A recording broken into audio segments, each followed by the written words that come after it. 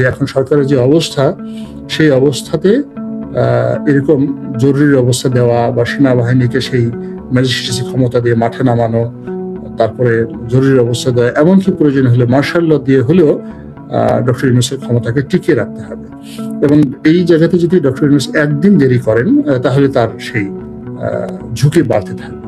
মনে করি যে সেনাবাহিনী যত দ্রুত সম্ভব এই আইন শৃঙ্খলা একটা পরিস্থিতি স্বাভাবিক করে তারা যদি আবার কিছুদিনের জন্য ব্যারাকে চলে যান, আবার প্রয়োজন হলে আবার আসেন, কিন্তু বেসামরিক প্রশাসনকে এই সময়ের মধ্যে শক্তিশালী হতে হবে।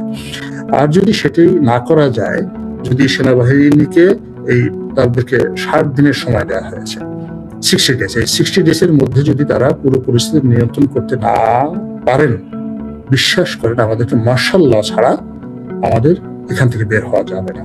মার্শাল ল, একদম মার্শাল ল প্রোক্লেমেশন দিয়ে সেখানে যেতে হবে। এবং মার্শাল ল যেখানে হবে, তখন এই যে আমাদের যে আন্দোলন, এই আন্দোলনটা আরো 10 বছর পিছিয়ে গেল, গণতন্ত্র আরো 10 বছর পিছিয়ে গেল। এবং একটা শেখ হাসিনা যে ক্ষয়ক্ষতি করেছেন, মার্শাল ল হলে সেই ক্ষয়ক্ষতিটা পুষবে না, বরং আরো বাড়িতে। আমাদের দেশে কিন্তু সামরিক শাসন বহুবার এসেছে। স্পেশাল ক্ষমতা দিয়ে বঙ্গবন্ধু রক্ষী বাহিনীকে মাঠে নামিয়েছেন। এবং এ যাবৎকালে কোন আইন শৃঙ্খলা রক্ষাকারী বাহিনী মাঠে যত তাণ্ডব চালিয়েছে, অত্যাচার জুলুম চালিয়েছে, রক্ষী বাহিনীর রেকর্ড কেউ ব্রেক করতে পারে। বঙ্গবন্ধুর রক্ষী বাহিনী বাংলাদেশের সবচেয়ে বেশি জুলুম অত্যাচার চালিয়েছে। জাসদের যারা নেতা, হাসানুল হক ইনু থেকে শুরু করে অন্যান্য যারা আছেন, তারা প্রকাশ্যে বলে আসছেন যে এই রক্ষী বাহিনীর হাতে 30,000, আবার আমি বলছি 30,000 জাসদের নেতা কর্মী মারা গিয়েছে, গুলি করে মেরে ফেলেছে 1 থেকে 2 বছরের মধ্যে। আপনি বুঝতে পারেন যে রক্ষী বাহিনী কি পরিমাণ তাণ্ডব চালিয়েছে। এরপরে রক্ষী বাহিনীর পর আসলো জিয়াউর রহমান সাহেবের জামানাতে মার্শাল ল, তারপর এরশাদের জামানাতে দীর্ঘদিন মার্শাল ল, জরুরি অবস্থা, কারফিউ, পুরো এরশাদের 9টি বছর আমরা ভোগ করেছি। এরপর 111-এর সময় আমরা মার্শাল ল দেখেছি। তারপরে বিএনপির ক্ষমতায় আসার পর যখন আমরা দেখলাম যে অপারেশন ক্লিন হার্ট হলো, সেই জিনিসগুলো আমরা দেখেছি। অর্থাৎ আবার সিদ্ধান্ত নেওয়া হয়েছে যে সেনাবাহিনীকে ম্যাজিস্ট্রেসি পাওয়ার দিয়ে মাঠে নামানো হয়েছে। এবং এরই মধ্যে অনেক এলাকাতে খবর হয়ে গেছে, ময়মনসিংহে এরকম এক চাঁদাবাজকে ধরেছে, যে যুবদলের নেতা হিসেবে পরিচিত, এবং সে মারা গেছে। এবং বেশ কয়েকজনকে হাসপাতালে ভর্তি করানো হয়েছে। মানে আপনি তো সেনাবাহিনী বুঝিনি, গুড থেরাপি। তো সেই গুড থেরাপিতে মোটামুটি ময়মনসিংহ শহরে খবর হয়ে গেছে এবং সারা বাংলাদেশের মেসেজ চলে গেছে। এবং আপনারা যারা তৃণমূলে আছেন, এই অনুষ্ঠান যারা দেখছেন দেশের বিভিন্ন প্রান্তে, তারা আপনারা ভালো বলতে পারবেন যে আসলে এই গত রাত থেকে আজকে পর্যন্ত সেখানে কি হয়েছে। তো এই যে সেনাবাহিনীকে যে ম্যাজিস্ট্রেসি পাওয়ার দেওয়া হলো, এটার ভালো দিক এবং মন্দ দিক। যে জিনিসটা হয়েছিল, সেনাবাহিনীর অনেক ঊর্ধ্বতন কর্মকর্তাদের বিরুদ্ধে কিন্তু দুর্নীতির অভিযোগ এসেছিল। এবং গত যে 15 বছরে আওয়ামী লীগ যেভাবে সেনাবাহিনীকে দলীয় কর্মে ব্যবহৃত করেছে, ইলেকশনের কাণ্ডে ব্যবহার করেছে, তাতে সেনাবাহিনীর কিন্তু অনেক ক্ষেত্রে ইমেজ ক্ষুণ্ণ হয়েছে। এ তো সত্য কথা। দীর্ঘ সময় এখন যেভাবে ধরেন দীর্ঘ সময় যেভাবে টহল দিচ্ছে, এভাবে যদি দীর্ঘ সময় টহল দেয়, তাহলে সেনাবাহিনী সম্পর্কেও কিন্তু মানুষের ভয় এবং ভীতি থাকবে না। এবং এটা তখন আমাদের যে শেষ আশ্রয়স্থল সেনাবাহিনী, সেটা যদি তাদের ইমেজ হারিয়ে ফেলে এবং তাদের সঙ্গে যদি আমাদের সম্পর্ক নষ্ট হয়ে যায়, তো কোনো অবস্থাতেই এটা রাষ্ট্রের অস্তিত্বের জন্য ভালো হবে না। এবং যারা প্রতিপক্ষ, এই গণ অভ্যুত্থানে যারা প্রতিপক্ষ, তারা সবচেয়ে বেশি খুশি হবে। এই গেল এক। 2 নম্বর হলো যে এখন এই যে সেনাবাহিনী যে অপারেশনটা চালাবে, সেই অপারেশন খুবই সেন্সিটিভ, তারপরে খুবই সত্য কথা। এই অপারেশন চলাকালীন সময় সবচেয়ে বেশি ক্ষতিগ্রস্ত এখন হবে সেই সমস্ত সন্ত্রাসী যারা এই 5 তারিখের পর থেকে বিভিন্ন এলাকাতে প্রভাব বিস্তার করেছে, চাঁদাবাজি করেছে, জুলুম করেছে। এখন আপনারা বলেন তো, এদের রাজনৈতিক পরিচয় কি? এরা কি আওয়ামী লীগের লোক না কোন দলের লোক? তো ক্ষতি হবে কাদের? এই সেনাবাহিনী যে 7 দিন মাঠে থাকে, কাদের ক্ষতি হবে? তো এই জিনিসটা কিন্তু বুঝতে হবে। এবং এই সময়টাতে যারা রাজনৈতিকভাবে, প্রশাসনিকভাবে এই ক্ষতির মুখোমুখি হবেন, তারা ইচ্ছে করলে আবার 3 মাস 4 মাস পরে গিয়ে গা ঝাড়া দিয়ে তারা বের হতে পারবে, নট লাইক দ্যাট। এবং এখানে সেনাবাহিনীকে যে ম্যাজিস্ট্রেসি ক্ষমতা দেওয়া হয়েছে, এই ম্যাজিস্ট্রেসি ক্ষমতায় তারা জাস্ট মোবাইল কোর্টের মতো ধরবেন, পিটনি দিবেন, জেলে পাঠাবেন সঙ্গে সঙ্গে। কোনো কোর্ট কাছারিতে যেতে হবে না, এবং 2 বছর পর্যন্ত যদি সাজা হয়ে যায়। এভাবে যদি 1000 লোক সারা বাংলাদেশ থেকে এই সময়টাতে জেলে যান, এই 5000 লোক কিন্তু একটা রাজনৈতিক দলের শক্তির প্রতিফল, এবং এই শক্তিটি যদি এই মুহূর্তে ব্যাকফুটেজে চলে যায়, তাহলে সেই রাজনৈতিক দলটি আগামী 2, 4, 5 বছর আবার দাঁড়াতে পারবে। এরপরে যেটা আছে কি, এই সময়টাতে যদি যে রাজনৈতিক দলগুলো এই মুহূর্তে ক্ষমতা ভোগ করছেন তাদের উপর যদি দমন পীড়ন চলে, তাহলে যারা গর্তের মধ্যে লুকিয়ে ছিলেন বা আওয়ামী লীগের যে সমস্ত লোক পালিয়ে গেছেন, তারা একটা ব্রিদিং স্পেস পাবে, এবং এই ব্রিদিং স্পেসটা কিন্তু বাংলাদেশের এই যে আন্দোলন, সেই আন্দোলনের জন্য একটা বিরাট ভূমিকা। এরপরে জামাতের ক্ষেত্রেও এই জিনিসটা ইতিমধ্যে দেখা যাচ্ছে যে অনেকগুলো ঘটনা ঘটে গেছে, যার জন্য সেনাবাহিনীর যে ম্যাজিস্ট্রেসি পাওয়ার, এটা জামাতের জন্য খুব আরামদায়ক হবে না, এবং যাকে বলা হয় এটি তাদের জন্য খুব ইতিবাচক ফল আনবে না। তাহলে আমি জাতীয় জীবনের গত 15 বছরের যে পুঞ্জীভূত ক্ষোভ এবং বিক্ষোভ, এটি আমরা তার যে ইতিবাচক দিক, সেই ইতিবাচক দিক আমরা দেখলাম শেখ হাসিনার পালিয়ে যাওয়ার মাধ্যমে। এবং শেখ হাসিনার পালিয়ে যাওয়ার পর বা আওয়ামী লীগের পতন হওয়ার পর দেশের সার্বিক অবস্থা কেমন হবে, এটি নিয়ে কিন্তু অনেক শঙ্কা ছিল আমাদের মধ্যে। এমনকি আওয়ামী লীগের যারা নেতা ছিলেন বিভিন্ন সময়টিতে, তারা ক্ষমতায় থেকে ক্ষমতা চেয়ারে বসে বলার চেষ্টা করেছেন যে যদি আগামী দিনে আওয়ামী লীগের পতন হয়, সারা দেশে আওয়ামী লীগের নেতা কর্মীদের পিঠের চামড়া থাকবে না, এবং একদিনে 10 লাখ লোক হত্যাকাণ্ডের শিকার হবে। ওবায়দুল কাদের সাহেবের কথা। এভাবে আওয়ামী লীগের অনেক বড় বড় মানুষ এই কথাগুলো বলেছেন।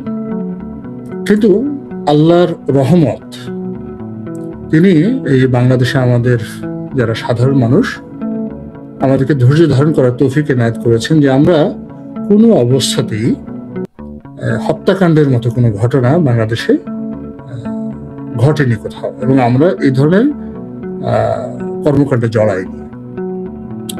আওয়ামী লীগ দ্বারা, আওয়ামী লীগের পেটোয়া বাহিনী দ্বারা, পুলিশ বাহিনী দ্বারা আমরা যে নির্যাতন জুলুমের শিকার হয়েছি যে যার অবস্থানে থেকে, তো তার প্রেক্ষিতে আওয়ামী লীগের লোকের উপর ক্রোধ দেখানো এটি একটা স্বাভাবিক বিষয় ছিল, কিন্তু সেই কাজটি হয়নি।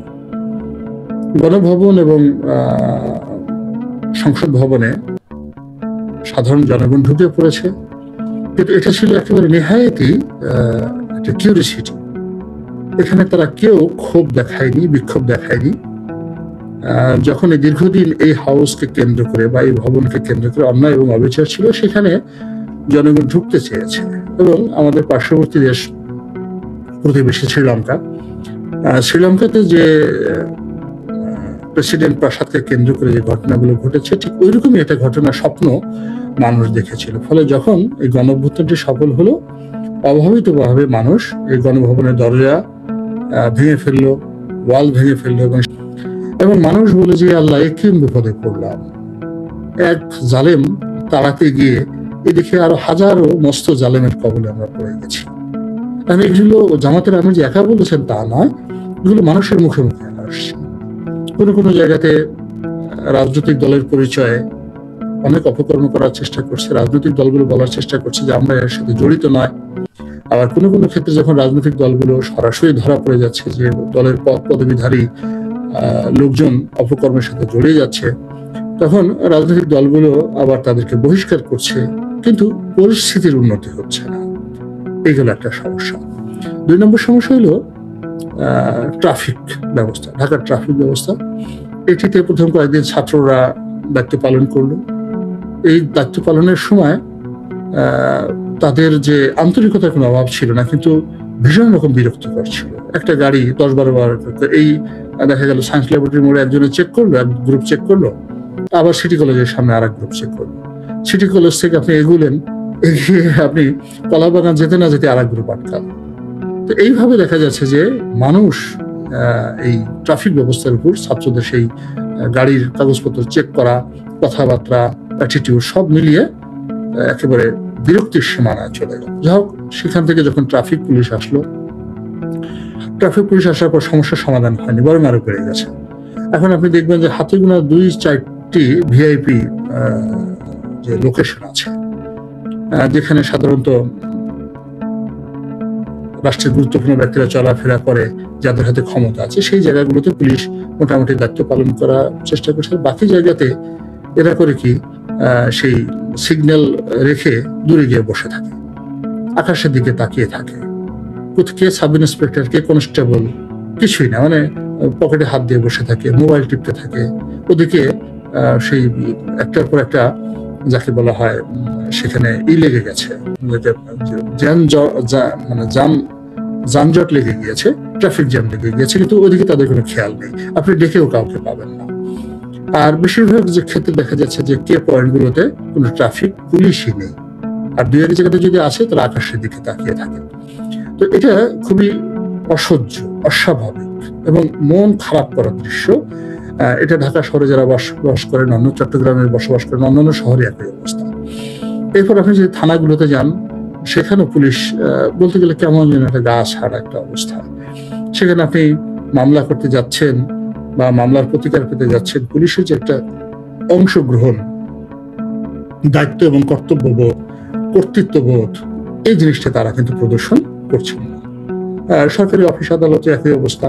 সচিবালয় ডিসি নিয়োগের জন্য, সচিব হওয়ার জন্য, আওয়ামী লীগের লোকদেরকে বাদ দেওয়ার জন্য, জামাতের লোক বসানোর জন্য, বিএনপি লোকের বসানোর জন্য সেখানে প্রতিদিন যে মহড়া হচ্ছে, সেই তুলনায় জনগণের যে সেবা, সেই সেবা দেওয়ার ক্ষেত্রে সেখানে আসলে কিছুই হচ্ছে না।